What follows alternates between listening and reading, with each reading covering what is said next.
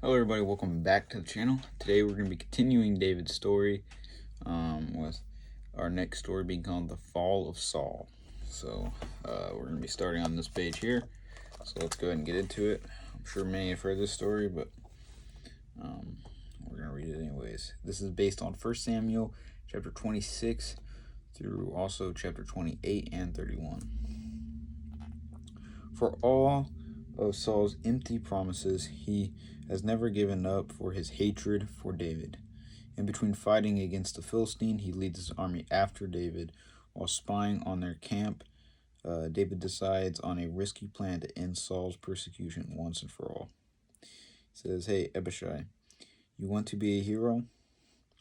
In the dark of the night, and his nephew sneak into the camp. David and his nephew sneak into the camp. They carefully pick their way through the sleeping soldiers. One wrong step, they could make the whole army an army that wants nothing more than to kill them. Stealthily, they creed up beside the sleeping king. God has put your enemy in your hands. With one blow, I can pin him to the ground. I promise I won't miss. He said, "No, the Lord anointed Saul king of Israel, and the Lord will decide when and how Saul is to die. Just hand me his spear and water jug." So they sneak in there, and he takes his spear and water jug. It's kind of like the same story, when he went to the cave and cut off his cloth and showed him that, hey, I could have killed you, but I didn't. The next morning, David calls down to Saul's camp. "King Saul, do these look familiar? You took them while I slept. Again, you could have killed me, and you didn't. I have been a fool. I'll never try to hurt you again." The same promise that Saul has made hundreds of times. "I never try to hurt you again. I won't try to kill you." And every time he comes back and tries to kill David. "Look, they're leaving. You're safe." He said, "No. Saul made the same promise before. I'll never be safe as long as as the king lives." But Saul is not safe either. His army is confronted by the unified Philistine forces. When Saul sees the powerful Philistine army, he is afraid. Frantically, he calls upon God for help. But because he killed God's priests and disobeyed God's commands, God would no longer speak to him. Terrified, he resorts to the dark power. Where can I find a woman who speaks to spirits of the dead? I need some advice. So, foolishly, because, he disobeyed God, time in and time out, and, time and time again. And so he, goes to, the dark spirits, like witchcraft and stuff like that, stuff of the devil's works. There's a witch at Endor, but we can't let people see us breaking the law, so we'll have to go by night. Yeah, so witchcraft is very, very dangerous. It's a lot to do with the demons and the devil. God does not approve of it. It is, sinful to use, that, and very dangerous to try to do stuff, but use witchcraft. But it's very real, and the things people do in the witchcraft, and the dark magic and all that stuff, can be achieved. It's just very dangerous, and a lot of hurt can come from it, because especially the devils and the demons, they become more active around you and try to use you and things like that. So do not do it. It is not a good thing at all. The night, Saul and two servants sneak across the hills of the village of Endor and knock on a door. "I'll pay you well to call up the spirit of the one I name. Surely you know that King Saul has ordered all witches put to death. Are you trying to trap a poor old woman? I swear to the Lord that nothing will happen to you if you do what I ask." And she said, "Very well. What spirit can I call up to soothe your troubled soul?" "Call the spirit of the prophet Samuel."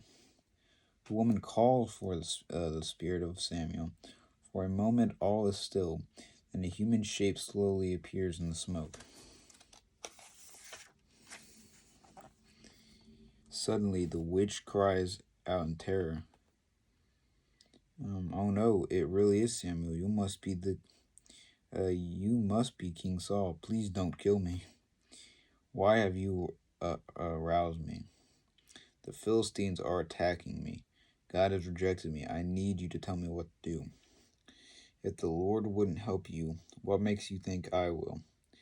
You rejected the Lord's commands, so now he rejected you. David will be the next king. Tomorrow your army will be defeated, and you and your sons will be dead. In despair and weakness, Saul falls flat on the ground, unable to to get up. So through this, they call on Samuel basically, and Samuel,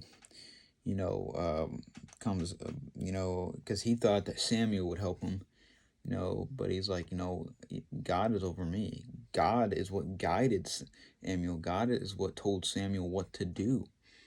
And, so if God's not going to help you, then Samuel's like, neither will I.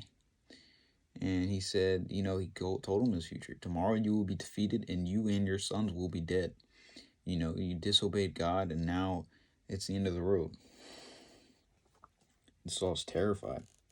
Please don't hurt me for doing what you asked. I am sorry that Samuel had such bad news for you. Please just take this food and leave me in peace. Saul doesn't want any food, but the witch and his guards encourage him to eat. After he has time to regain some strength, he returns to his camp. The next morning, the Philistines attack under the weak and frightened king. Israel repeats in panic. The enemy is everywhere. We can't stop them. My sons, where are they? And somebody comes up to me, he's like, dead, sir. Dead. And I am badly wounded, so now the Philistines come in, they're everywhere, they're killing all of his soldiers. He's badly wounded. They killed all of his sons now. And King Saul calls out, he's like, draw your sword and kill me. I'd rather die by your hand than be captured by the Philistines. Kill my king? I can't. He says, because, this is your king. I mean, a lot of bad can come from, you killing him. But Saul didn't want to be captured by the Philistines, So Saul draws his own sword and falls on it, killing himself. Samuel's prophecy is fulfilled. The reign of King Saul comes to a tragic end. So after all Saul's been through, after all Saul's done, after being chosen by the people, God anointing him and being a good man at first, he turns against God, and he turns against David, and he goes on a horrible path, and does and it ends tragically. It is all of his sons died, his army got killed, and he was he killed himself, because of it. He didn't want to be captured. And so, it ended in a very tragic way. Saul could have been a much better king than what he was, a much better man, but unfortunately he turned away from God. And, Saul, just to show, he was a really good man in the beginning. If you go to the beginning of his story, he was, a good man. He was, like I said, he was chosen by the people, anointed for God and everything. And he was a good man. And, that changed over the course of, being a king and all that, and he started going away from God, and that's to show what happens. And after that, he was filled with jealousy and hatred, and it led to what his faith was. And God, if you turn your back on God, God will turn your back on you.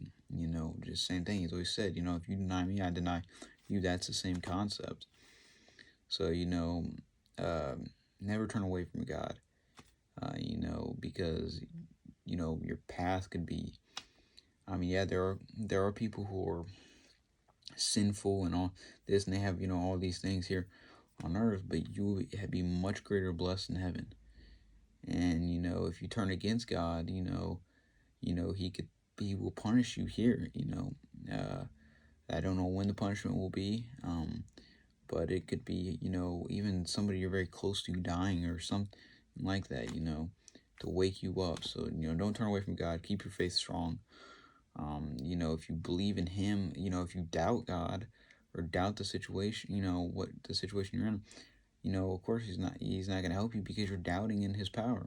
So don't ever doubt God. Always have faith, and good things will come. You might have some, mountains to cross over, or a bumpy path, but God will help you get through it, and there'll be a blessing, not only on the other side of life, but a blessing here for you as well. I thank you guys for watching. Hopefully you learned something new. And always take it easy, and have a blessed weekend, and God bless.